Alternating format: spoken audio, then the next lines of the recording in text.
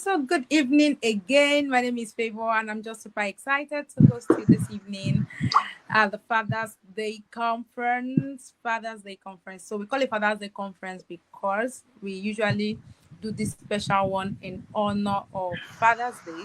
And of course, anybody watching this will know that Father's Day is on the 15th of this month. And I think I made a post this morning saying the energy we use to celebrate mothers, please let's put all that energy to this Sunday for celebrating fathers. So if you're watching this video, you don't have a plan on how to celebrate your father, please, this is me now begging you. I know how you posted your mom, if you have a mom, posted all the mothers in your life, was showering them with love. Please, that same way, shower all the men around, particularly those ones you know that labor so Very much in important. love for their families. So let's do that. That is why this weekend all of our conversations are going to be centered around fatherhood, around encouraging fathers, making them feel seen, making them feel loved. And of course, you know that is why I have an amazing guest speaker with me this evening. So, God intentionally led in my heart to choose the paper I chose for this event. It is no coincidence. It is not by mistake. God was not mixing words. And I believe that there is something for us this year, not just for this year, but even for years to come. So, as many people who are going to watch this video 10 years from now, of course, you know it's going to be live 10 years from now. Or you don't believe? Okay, me, I believe. Okay, so 10 years from now, 20 years from now, 5 years from now, when they'll be remembering the days of little beginning. So I know that it is going to bless a lot of people. So I just want to encourage you to don't scroll past this video. Don't let it be like, this girl, what is he always doing? No, no, no, no, no. Get all the fathers that you think need to hear this. Not even you think that you know to come join us. Share the link as you're watching me now. Share the link. So make sure that everybody that everybody that you know about can see this video. And even after this video has been recorded, after the conversation, you can as well drop the link, and we are going to edit it and put it on our YouTube channel. So it's going to be there and you can watch it at any time that you want to. So it is my very pleasure to welcome you to this conversation this evening. And please also help me welcome Coach Benjamin. Coach Benjamin Okoro. Yes. Welcome, sir. We are super excited to have you. Thank you so much. Thank you so much. I want to join you to plead that the same energy we have used to celebrate the mothers should be channeled to us. In fact, we went for Father's Day rehearsal, and this issue also came up. Why is it that the mothers are well taken care of than the fathers? In fact, somebody said that even the fathers are dying, we have more widows than widowers. It's because we have not been taking. So please, please, please, I need a treat this weekend. I need a treat. My wife is watching. I need a treat. Seriously. Seriously. So I want to welcome everyone to this conversation. It's quite interesting that we are discussing the issues of fatherhood in a time as this, a time when things are no longer the way they are. So this evening we are looking at, the shift that has really happened over time when it has to do with fatherhood responsibilities. Let me start this way. I am a father of three anyway, and I happen by providence, I happen to be the first, and I saw my father do a whole lot of things. Because of our conversation, I will share more. So it's a privilege to be here this evening to talk about fatherhood as it relates to family life and what we can do better, for the good of our children and also that of our wives. Thank you so much for bringing me on to this platform to discuss this all important topic. Thank you so much, sir. Thank you so much. We are super excited to have you, like I said before. And I know that there is a lot that God has in stock for us. We are going to be able to to get all those things this evening as God helps us in Jesus' name. Amen. Okay, sir. So I'm going to start with very fundamental questions for you. So let me ask, how long have you been a father? This is the 5th year, Wow. Okay, 5 years. 5 years. 5 years. Okay. So I want to ask, um, what is not part of my major questions. I just want to get some fundamental answers. So just give me, what were the expectations you had and the things that shifted for you when you became a father? So the things that you had, maybe your expectations before you got married or before you became a father, and the things that shifted for you after you welcomed your first child, your second child, and all that. Anyway, before I got married, I was already full equipped, and thank God for this platform, so that even the upcoming fathers will know that there's a need for us to really get prepared. Even before I got married, I was fully prepared. I saw my father do certain things, which is a shift from what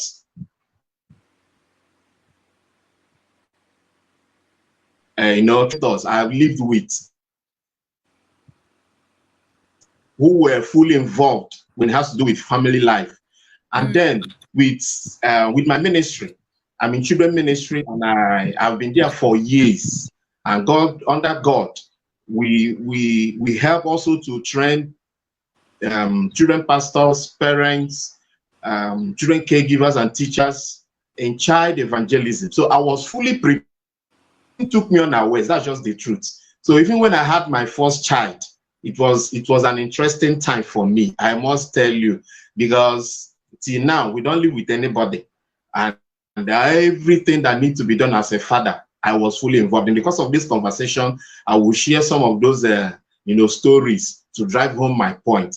So I per se, I wasn't taken by surprise.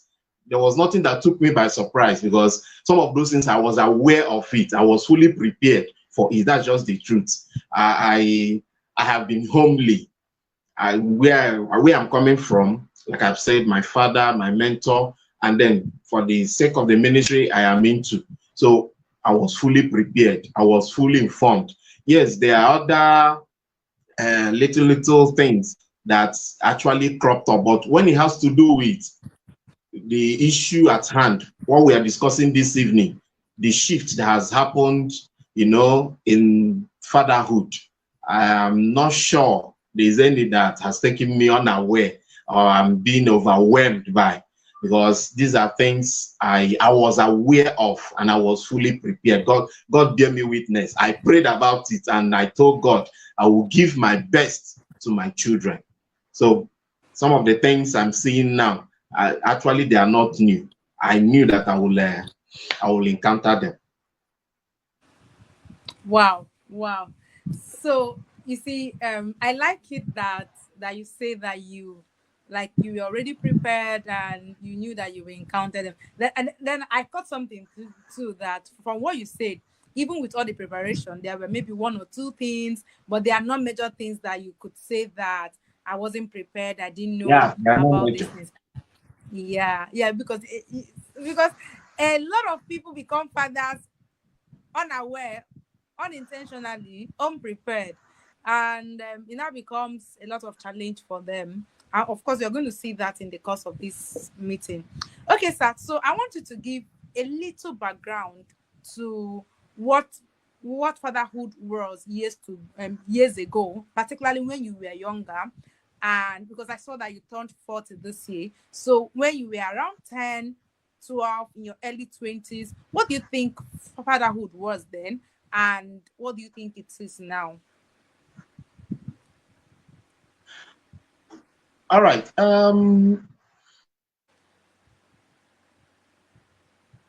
fatherhood has been, as a matter of fact, when fatherhood, when someone hears the word father, the first thing that comes to the person's mind is a provider. So before now, Yeah. traditionally, fathers are seen as providers, the disciplinarian, the lion of the tribe of the house. Once he shows up, Mm. every other person goes hiding. That is the thing. So sometimes you do a thing, your mother will tell you, wait, let your father come back. I will tell your father, because that is the role, that is what the society has, that is where the society has pinned the father. So traditionally, before now, fathers are seen as providers. That's why sometimes you see them, you know, they work hard, they do their best to ensure that they pay the bills. So this is what it has been. I remember before I got married, even before I started thinking about getting married, I visited a family, and the father was at the sitting room with his two legs on the little girl, the little daughter. The last one came to me and said, "Uncle, better than Mario, so that you will sit like my daddy, and mommy will cook and be ready for you to eat." And then I looked at him, we all laughed about it. But the truth of the matter is, this is the conception the child is having about fatherhood. When it has when it has to do with when it has to do with fathers, when it has to do with fathers, they all see why. Sorry, they all see what's happening to my mic. All right. I think it's a You can hear the network. noise from there, right? It's a network. It's a balance. So. Okay, it's network. Okay. Okay. All right. So that tells me that this is what the child has conceived as the role of a father. A father shouldn't be part of cooking, shouldn't be part of this, shouldn't be part of that, because in their house, the man sits while the wife does every other thing. He stays as a king, to be served. If he does anything in the house, that is before now. If a father does anything in the house, he's just helping. If a father, anything a father does in the house is seen as the man is trying to help. But the truth of the matter, and that is where the shift is no longer a function of helping. We co-parent. Is Yeah. partnership. Yes. Partnership, that is what it should be, and that is where we are now. That is what we are advocating for. So it's no longer where the woman does everything. In fact, before I got married, like I told you, some of these things didn't meet me unprepared. I told myself I will be fully involved in raising our children, because if I allow the woman to do everything, number one, it will weigh her down, it will cause stress on her. The truth of the matter is that when fathers, take up the responsibility of the now, even their marriages, they enjoy their marriages, because even you looking Yes. at me, some of those things, when you do them, you enjoy it. I've had my wife, okay, her colleagues in the office, share a few things. They are discussing about this, discussing about that. So traditionally, let me just go straight to the point. Fathers has been the provider, the disciplinarian, and nothing else. But presently, it has Mm. gone beyond that. Our society is evolving. Things are changing. A whole lot of things. I work with young people. When I discuss with them, when I go into a conversation with them, I see gap, and some of those gaps created by the father. Created by the father. Like I've posted on Facebook, there's a gap in a child's life that even the mother, no matter how she tries, cannot fill that gap. That emptiness will always be there. So before now, that is fathers. But presently, It's no longer like that. And we should also note that as at that time, most of our mothers were housewives. They always sit at home wives while the man goes to get the thing.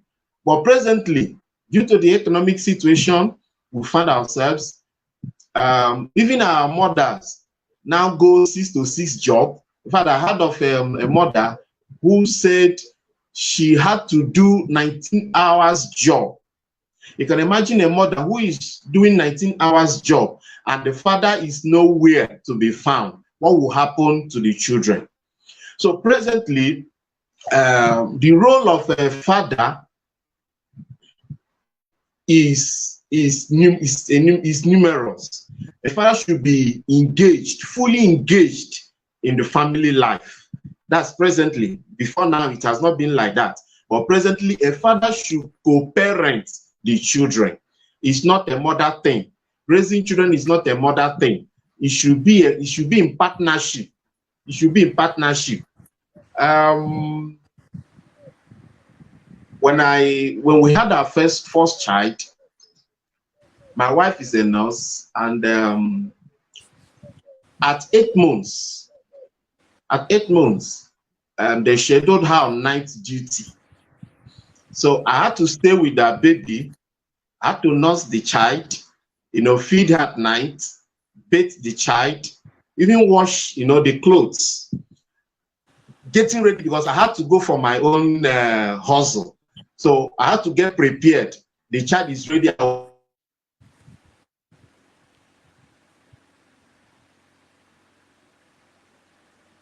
Like I said before, when fathers, take up their responsibility, present, even the wives enjoy it. I know my wife enjoyed those things that I did. I remember going out one of the days, I used a carrier to carry the girl. People were looking at me. I would, hi. So what is there? I'm carrying my child. Is it not my child? I'm carrying my child. I should be part of it, just like I told you yesterday, we were arguing that the children take care of the mother than the father. Why wouldn't they do that when the fathers are nowhere to be found? The mothers are the ones doing the whole thing. So presently, there is a shift, and that shift is that fathers should be fully involved. Cook, change diaper, feed the children, wash the clothes, and like I told you, these are things I saw my father do. These things. My father washed clothes, sweep the compound.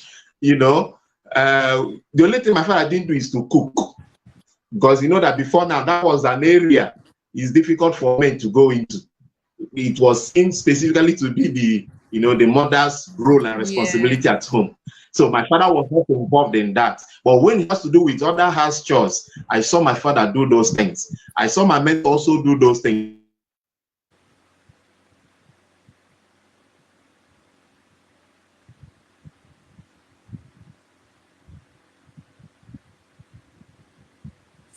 Okay, I think his network is been interrupted. He's gonna come back. I mean, he's sharing very powerful things. I saw my dad cook as a child. Yeah. Family, everything that needs to be done at home, fathers should be involved. And when we do that, it will number one, when you like I said, we'll sit about that. You are modeling a life for the children. Yeah. Like I told, it wasn't an issue for me because I saw my father do it. So my father modeled that life. We'll still talk about that in the course of our conversation, but so there are a whole lot of benefits when we do this. So presently, fathers should be involved. Fathers should be involved. The responsibility of parenting is no longer what one person can actually do, because every family needs a teaching priest. There is an assignment that we must do, because the father creates the structure. That's just the truth. So when we are not involved, how can the structure be created? We need to set things rolling. We need to set the ball rolling at home. As far as I'm concerned, our wives or the mothers should be the ones playing the supporting role, because of the time we are in. The time we are in. God will help us. God will help us. because there's so much for fathers at this generation. So it's no longer sit, the wife, the mother brings the food, you eat, you read newspaper, you watch the 10 o'clock news, you go to bed. And then it's the woman to gather the children, they will now pray, go to sleep. No, it's no longer now. It's no longer now. What happens now, there's going to be a very big gap, very big gap. So it's a very big shift. So it's no longer what it used to be. Fathers are part of caregiving, are part of family life presently. And any father who is not seen, taking up this responsibility, then he's creating a gap that will ruin the whole family, that will ruin the children, because we are space setters, we are modelers. We need to show the children the way. If the father is the leader, then the father must know the way, must go the way, and also show the way. That's the truth. And we can't do it without getting involved. I mean, that's powerful. You just said something. If the father is the leader, he must know the way, because you cannot show a way that you don't know. It is the way that you know that you will show. And that is what is impacting on the generation of fathers that we have now. So what some people are doing is the way they were shown, and it will take another transformation to bring them out from what they were shown to what is obtainable. Thank you so much, sir. That was so powerful. So powerful. Okay, so the second question I want to ask is very close to the first one. And that question is, what does it mean to be an emotionally available and involved father in this 21st century?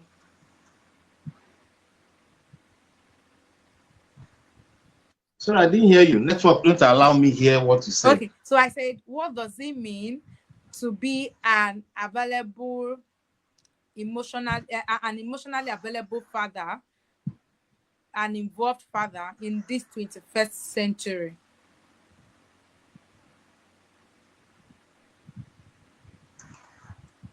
Okay, to start with, men are raised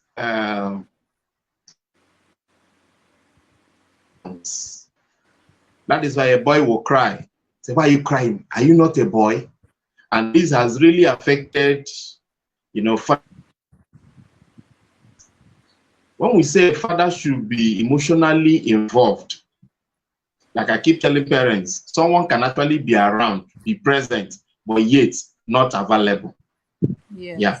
So when we say father is emotionally involved or emotionally available, means that the father is able to tune in to the emotions of his children, show empathy, show vulnerability, in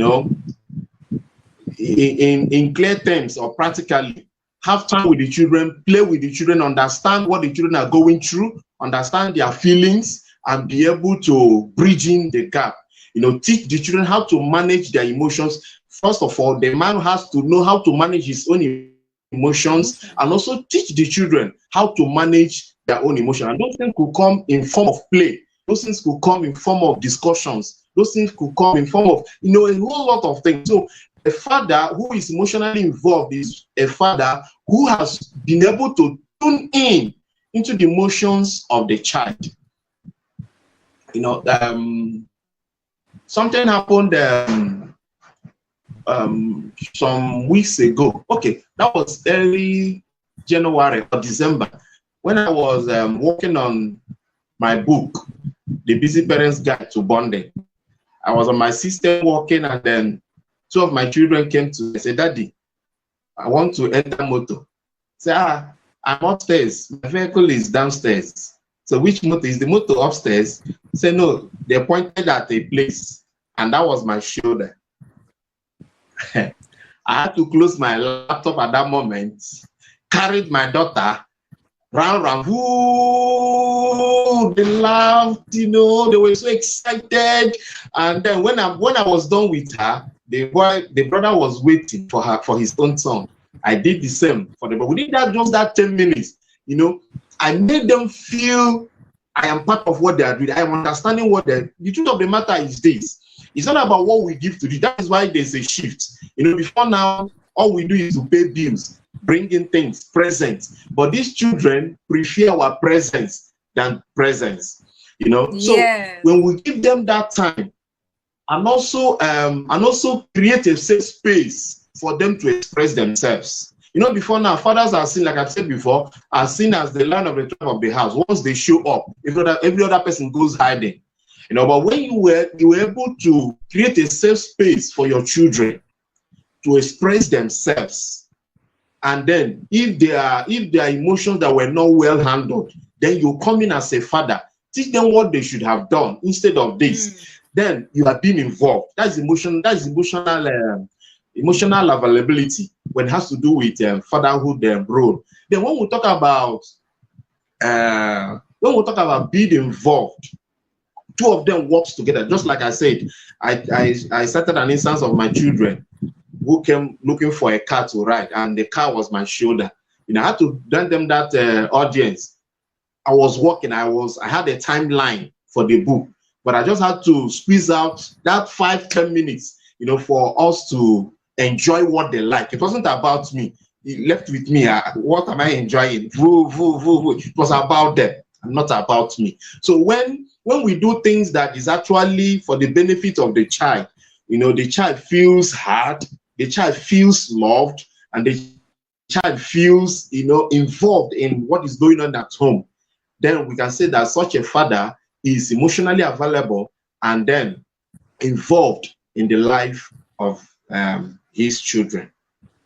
Wow, this is so powerful, so powerful. You know, as you were saying what you did for your children and with your children, it just reminded me that there was this man, this elderly man, who was my maternal grandfather's friend when we were growing up. So we used to call him the Homer.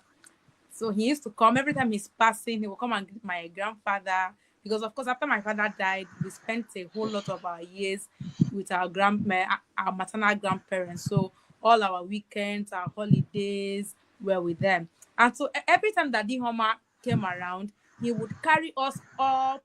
Every one of us, so we were four, he would carry us up, and then he will carry this one up. We expected it, we anticipated it. So every time we are coming for holiday, every time we are coming for our weekend, we are excited that the Homer is coming to greet grandpa. And when the Homer comes, the Homer is going to lift us up, is going to greet us, is going to, so, and that made lots of sense. It made lots of sense for us. And I can imagine what your children are enjoying. That thing alone is joy. It gives a lot of satisfaction.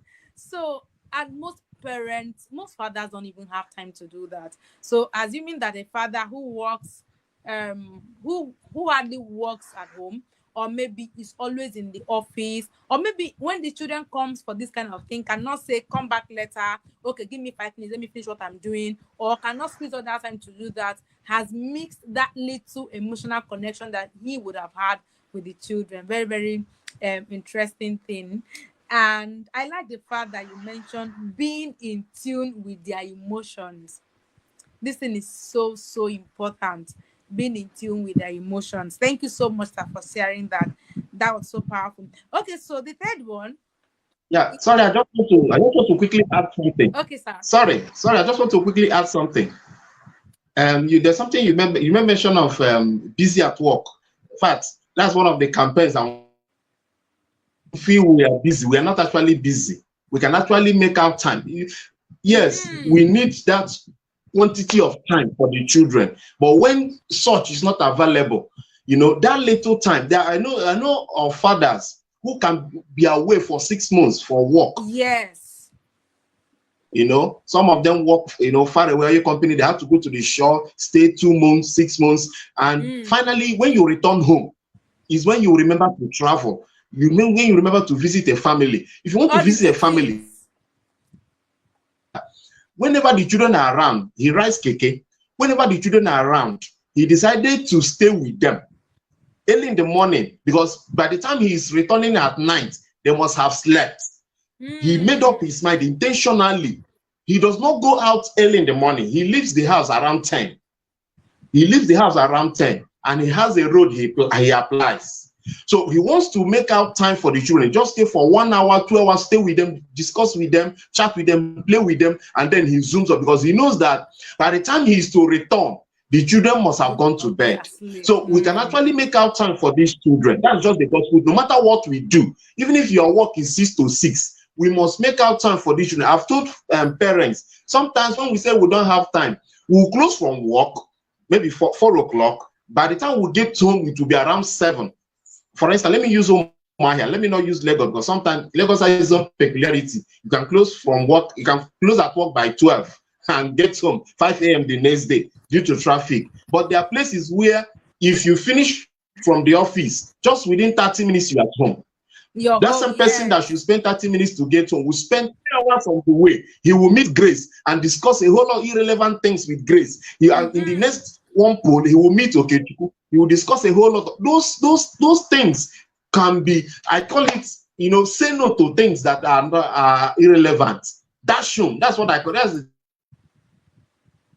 call it the strategy. That once you are done, that is what I do. If I have no business outside, if I'm done with whatever thing I'm doing outside, you can't see me outside. Straight home for my children, for my wife. That's one. So there's nothing like I work for 24 hours, I work this. We can actually create that time. I've told parents, even driving these children to school, it's a time to bond. It's a time. Some of them spend 10 minutes, 20 minutes on the road from home to school. You can do a lot. A whole lot of discussion go on. You are cooking at home. Sometimes I cook. I like afang soup. So when I want to cook, I'll bring my daughter. She's 3 years old. I'll bring her. She's not pounding pepper for me. I'll just bring the water leaf. She joins in doing it. As we're doing it, she's saying a whole lot of things, discussing the things, the way the shape of the leaves are, saying a whole lot of things, out of curiosity. And I'll keep giving answers to it. We enjoy those moments. In the school will come up. Yeah. So we can actually have that time. So I just want to add that a father who is involved is a father who listens. Yes. Technology has done us more harm than good. Human beings will be at home. Nobody's talking to each other. The children once they are, wants to talk, they will chase them away because of news, because of it happened in my house. I can remember one of the days. I was on my phone, my wife was on her phone. All of a sudden, my house got quiet, unusual. I now noticed that my daughter went and picked my small phone and was also sat the way I sat, and I was also pressing her own phone. So sometimes we'll be at home and nobody's talking to each other. So a father who is involved is a father who listens. And if you are listening, it means that you are giving them time, your time. I pray that God will help us to get it right in the place of emotional availability. Wow. In staying with these children. Sincerely, I want to tell you that this emotional availability, I think, is this one and then the spiritual leadership. They are the two biggest challenge that we have with parenting in these days. They are the two biggest challenges that fathers have. You see, the emotional availability and involvement and the spiritual leadership. Now, oftentimes you see the people who have the spiritual leadership but lack the emotional involvement and availability.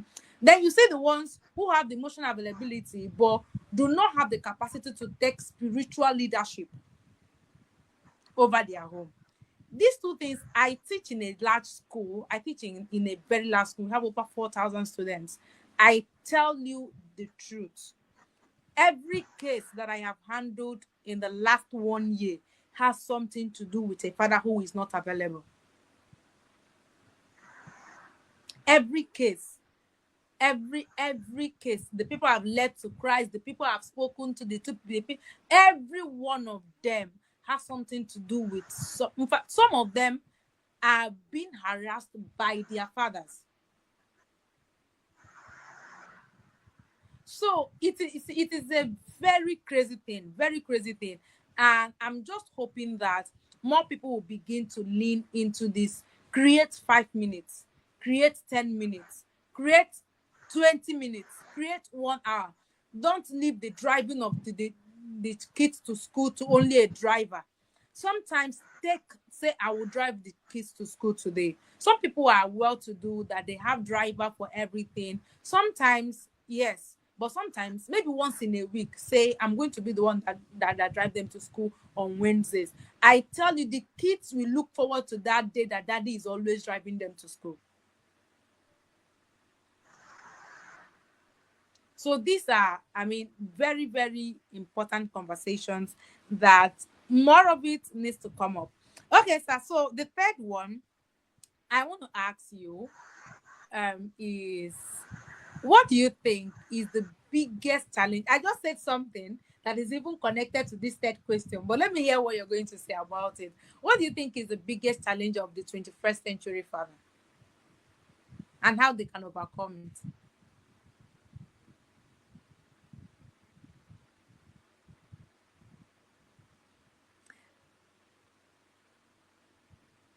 Are you there, sir? Can you hear me? Okay, I think his network has frozen him.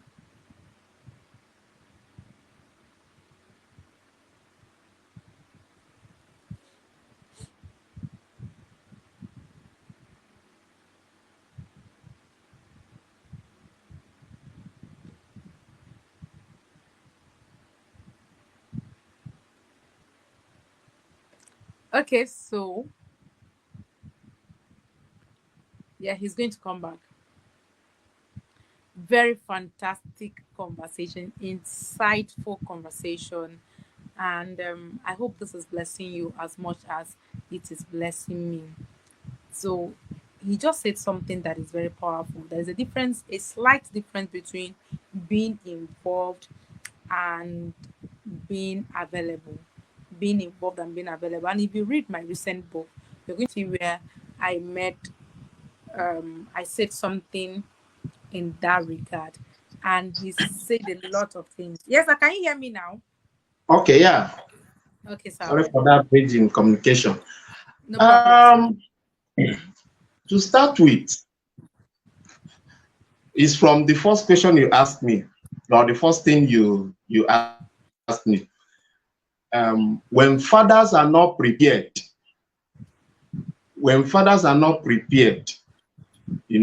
before going into it, that's that's number one major problem that we have. That's one. Two, when there are no proper mentorship, nobody ahead of us who showed us the way or the right way or the right thing to do.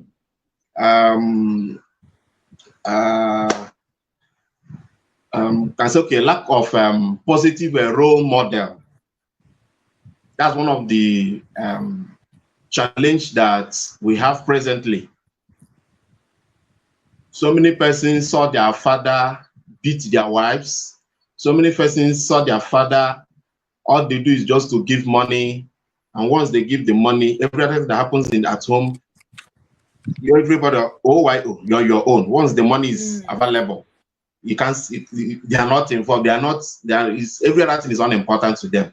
So when that positive role model is not there, you see the person grown up to become a father struggling, to meet up with the demands of the now. Okay. But the truth of the matter is, these challenges, some of us made them, and we still need to surmount it. Another major challenge is the pressure of the now. The economy is driving everybody crazy, that fathers are finding it difficult to balance work and family. I know we have a guest who will handle that, so I don't want to talk about it, but that's one of the major challenges that present fathers have. And then like I told us, that we grew up, we the men, we grew up to be Superman. That's how we were trained. So when it has to do with managing emotion, we are nowhere to be found, because we were trained that we should man up. We shouldn't, in fact, when you show your emotion, you're a weak man. When you show your emotion, you are not a strong man. So now that our assignment demands us to, one, regulate our own emotion, manage our own emotion, and then be able to help our children manage their own emotions, it becomes, a difficult thing to do. Yeah. Fathers will know what to do and how to, go about, those issues. So these are some of the critical problems that, or challenges that fathers of the now, go through. And there could be other issues, but I think these are the key thing that is bringing a whole lot of challenge to fathers. Yeah. You see, lack of positive role model, which is a very vital issue, because true masculinity is not being taught in a positive way. So our Mm. boys, our sons grow up thinking that this is who a man should be. So that man should also be maintained, even in the house. So Yes. becomes a very big problem, a very big problem. And thank God for a meetings like this, where both the upcoming fathers are being helped, informations are pushing, so that some of these issues, can be handled.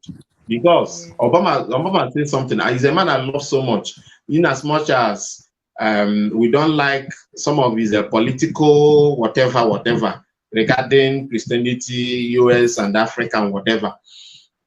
Obama is a man I respect so much when it has to do with fatherhood. Mm. Even at his position as the president of America, I'm not sure if we talk about a man being busy. I think a president of a country like USA should He's also be very that busy. busy. But he Yes. said that one of the things he do is never to mix dinner, that he will always eat with the two daughters and the wife. He said that his father was not available. There was an issue. So he said he will not repeat the same error when it has to do with his own children. And when you see the way he presents, he moves around the girls and all of that, picking them here, and you always see all of them together. A man like Obama. And he said, a father or being a dad is not the ability to give birth to a child, but it's actually the courage to raise one. So these challenges, there are so many. There are so many. Some of them are things that we can't help. We can't help ourselves. We find ourselves in it, but In them. there's always Yeah. a way. There's always a way. So let me not go further than what you have asked me. This is so good. So good. This conversation is a very deep conversation. And I'm trusting God that one day I'm going to be hosting very beautiful physical event where these things will be trashed out one after the other. And I'm also trusting God that more men will begin to, especially men like you, who who by God's grace have some influence, some experience with God in their lives, have worked with God and understand some of these things, where men can now sit, ask people questions one on one, share their experiences, because this is one of the things I feel like the male community does not have. Men do not have, they have communities where they drink, where they watch football, where they discuss business.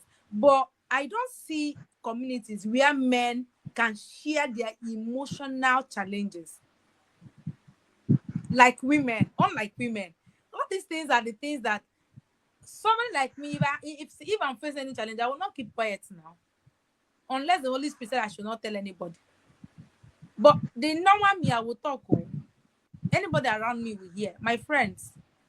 But a man, that's not the nature of a man. And that is when a lot of these things are eating them up.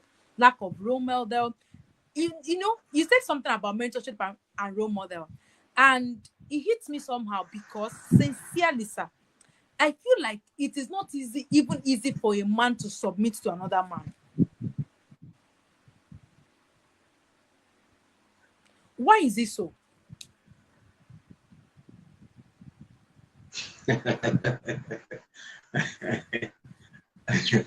uh, these things are natural inclination anyway. You know that from the culture where we are coming from, even though those things are changing, the man wants to be there, Mm. while the woman is there. So coming to submit to a woman, it looks like you are weak. Not traditionally, because of our culture, where we are coming from, submitting to a man. In fact, when women started becoming boss in the office, having subordinates that are men is always a difficult thing. You will always say, oh, my, they may not say it before the Yeah. boss, but there are things that happens, behind. So these are natural inclination because of our culture and where we are coming from, that it's Yeah. difficult for a man to submit to a woman. So, but when it has to do with the man, we understand ourselves. We understand ourselves. So if we know how we can, we understand ourselves, and then couple with the natural inclination that it's difficult for a man to submit to a woman. He will prefer, let me go and talk to my fellow man. But unfortunately, even in the church, we are not doing so much of mentorship. But it's one of the things Yeah, that God taught possibly. me, because some of the things that I know now, some of the things that I know now are things I learned from other men, are things I learned from other people, the things that are helping me now. Some of them I didn't read them from book. I had people say it. I saw them do it. Some they didn't even talk to me directly. It was a conversation between a man and a fellow man, but the thing fly into Mm-hmm. my ear.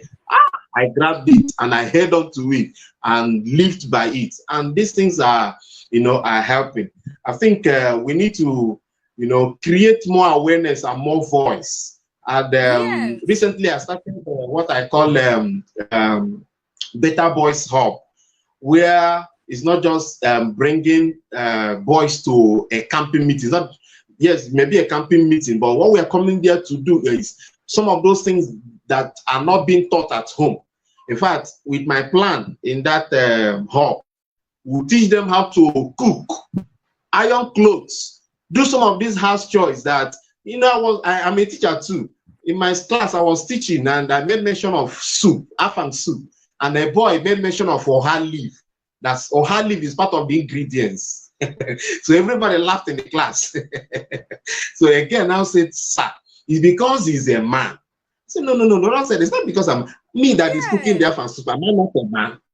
So Mm-hmm. there's a need for us to, begin to mentor the younger generation, because a whole lot is going on. Because, like I said, traditionally, a man is seen as a provider. So even currently, even our young boys, they are moving into cybercrime. I told parents that our young boys, one of my students in SS1, he hit some million through HK. So even our parents, they are not even aware of these things, but God will help those of us who understands what is going on in the now, to be able to help these young boys who are thinking that it's just about making money, providing for the family, and then it ends there. There's more to life, there's more to family life than making money available. As a matter of fact, presently now, sometimes the women are bringing more than the men. So why shouldn't we be involved in what is going on in the family? I pray that God will help us to raise more men who will understand truly what fatherhood is all about. Thank you so much, sir. See, I Thank you. I have a lot to to bring out from all the things you have said, but I'm just looking at time. I just have a lot. You see, that thing that girl said is because he is a man. He's a That man. conversation is a big conversation on its own.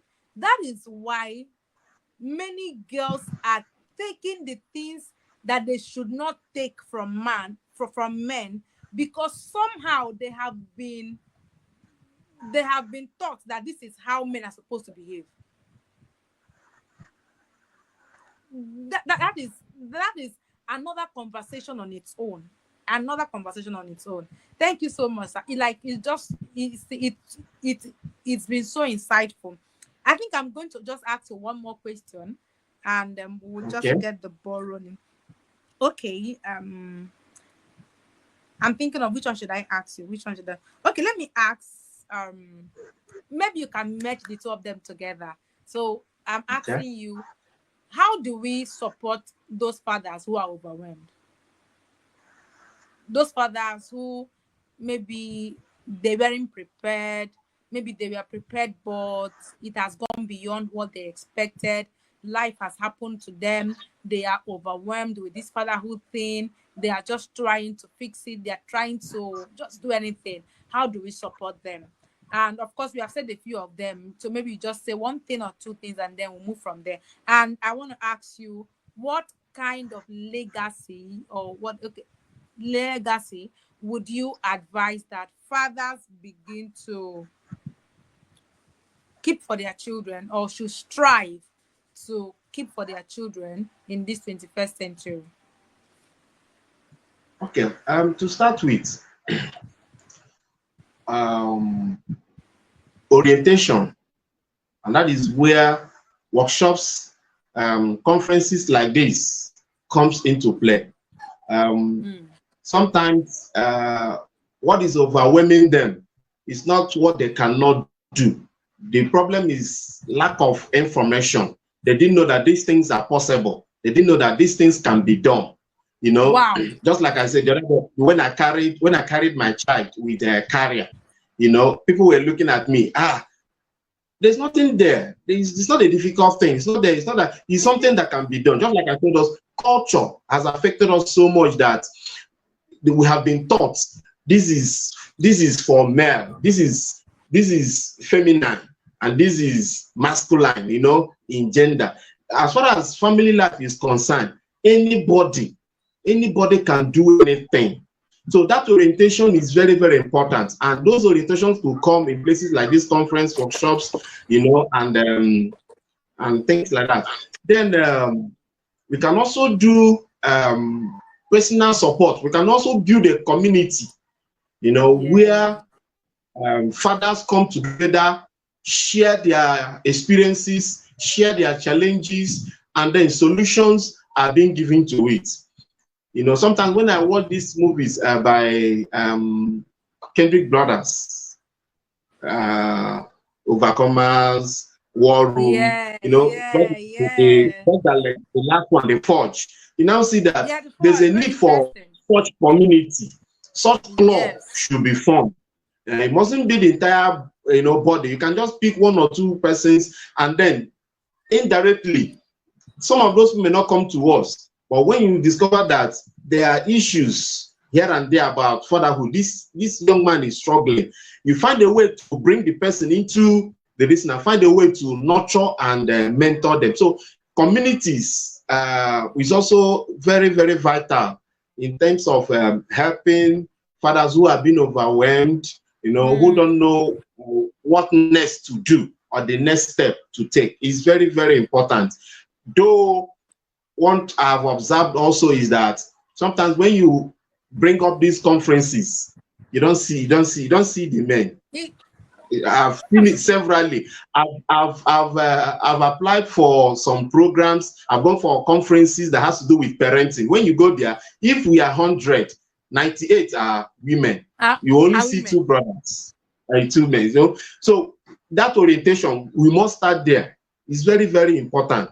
And then begin to build communities, small communities, you know, from different churches, different organizations, ministries, you know, even if it's five in each group, you know, just like that. If we, you know, scatter these things here and they discover that there's going to be a change, if we're able to capture 2 persons within my locality, another group captures 2 persons within their locality, another person, 2 persons within their locality, you discover that, you know, there's going to be a very drastic change. We don't need to save everybody. Even Jesus Christ himself did not save everybody. So, but let's start somewhere. So building communities, you know, creating awareness through conferences, workshops are also very, very vital. It can be of help to support, you know, fathers who are really overwhelmed. Then, speaking of legacy,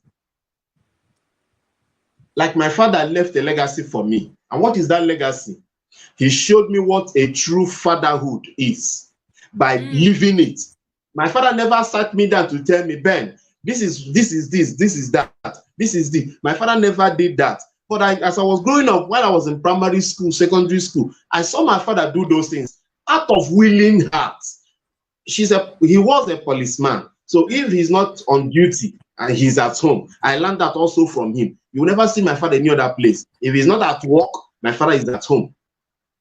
And when he's at home, he's not the talking type, but he find a way to keep the atmosphere, so lively and giving support. I saw him support my mother in her business. I saw my father washed our own clothes. I saw my father wash plates. I saw my father, swept the compound. I saw these things and it entered. So it's a legacy that we can leave for our children, showing them or giving them, positive role model. We have to do with parenting. Even daughters, our daughters believe so much in us.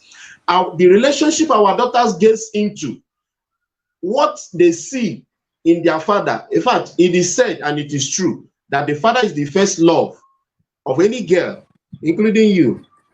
Our father is always our first love. So the girls learn how a man treats a woman from the father.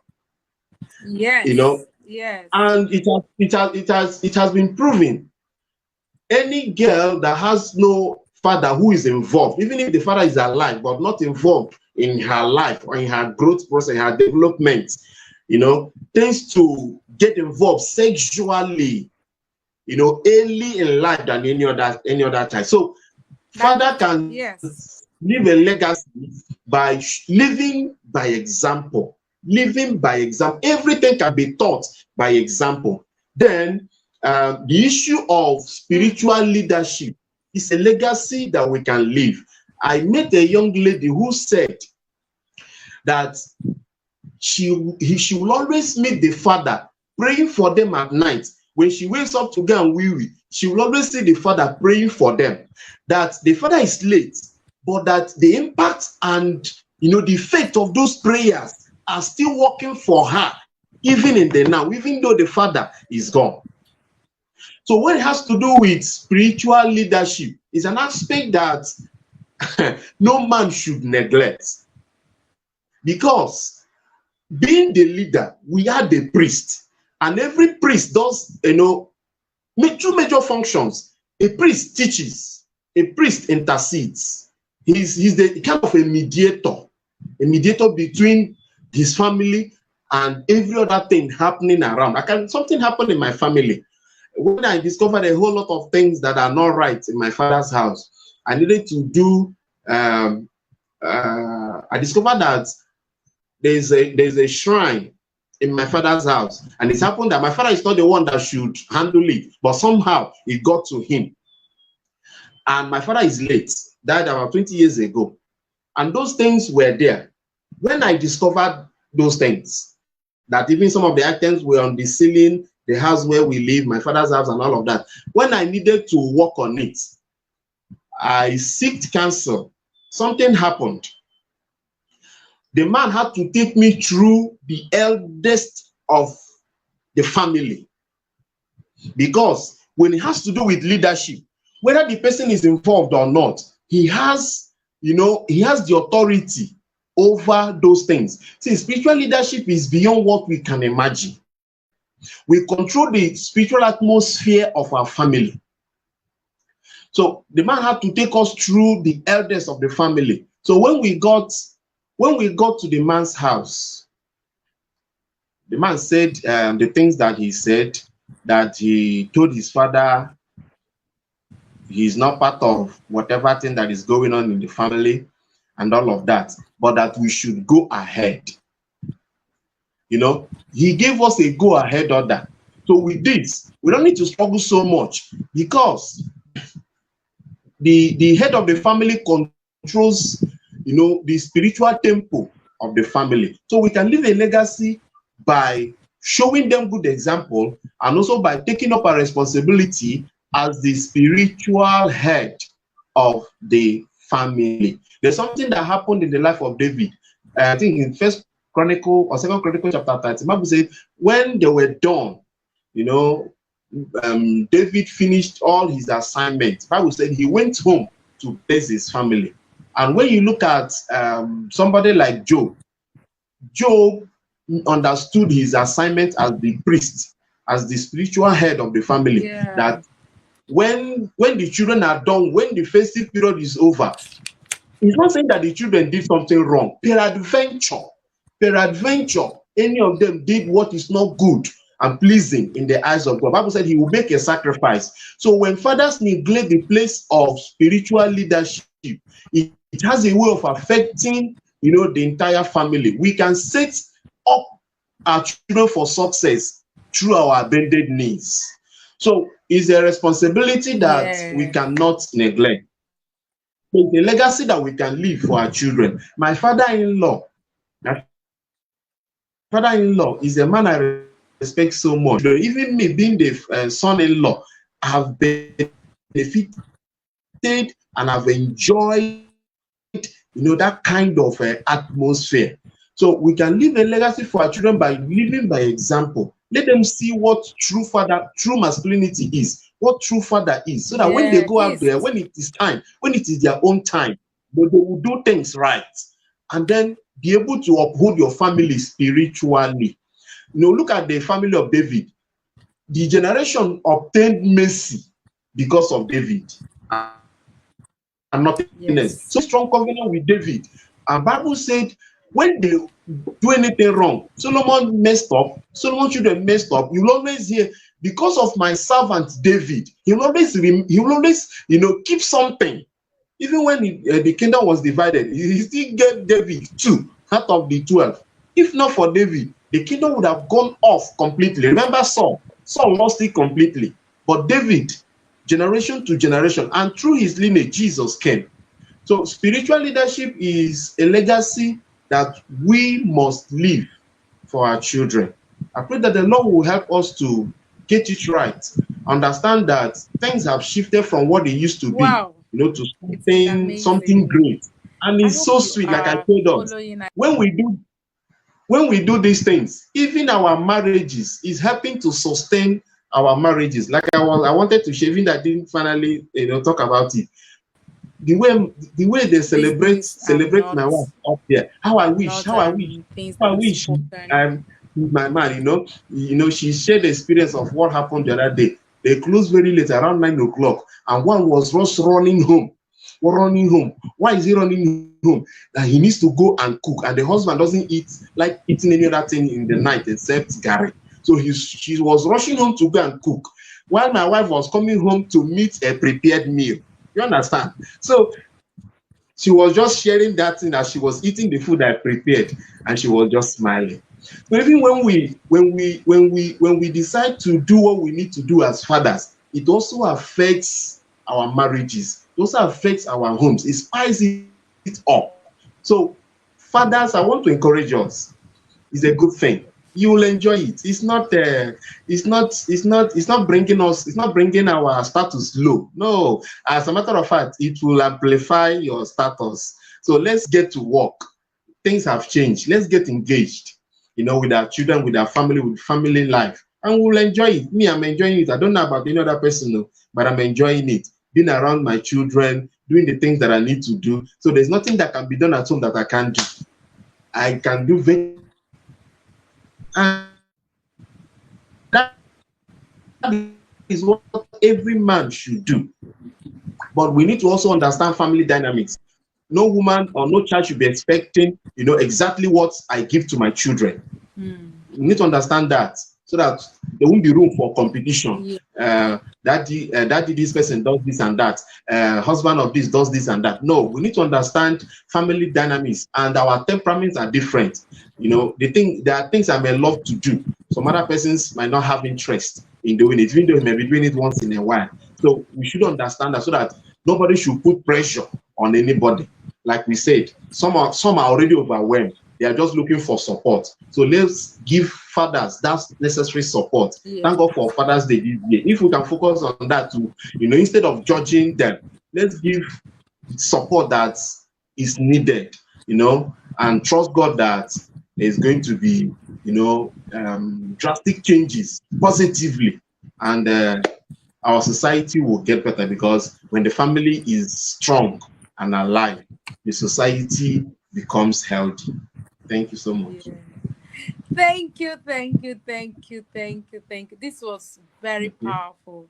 Thank you for sharing this with your heart, because I saw that you poured out your heart, and everything that you have shared is so necessary for this time that we are in. This legacy that we are talking about is more than buildings. And in everything that you have mentioned, you did not mention building, because it then shows that that is the list of it. Cars, The children will even sell off the building. If you mess up your yeah, they responsibility, the will children sell will it sell it off. off. Yes, I know of a man in my hometown. The young man, even when the father was alive, he used under gunpoint. The father sold off the land. When the father died, in fact, the man started his own building and sold it off. He sold all his father's clothes, sold all the bed. That even when the father died, the mother and the man had 12 children. All of them came back for the burial.